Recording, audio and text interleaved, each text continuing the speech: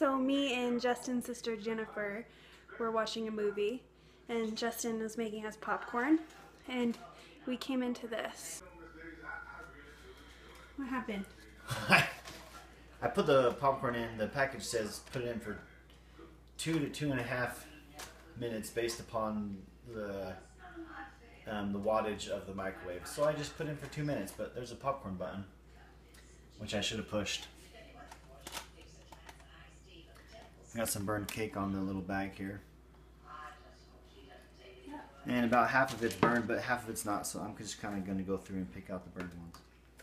That's my plan. Yeah, I took down the smoke alarm because that went off. The smoke detector went off. And here, I think we should taste the piece. No. I think you should taste this piece. No. I'll taste it. It's bad, huh? That's bad.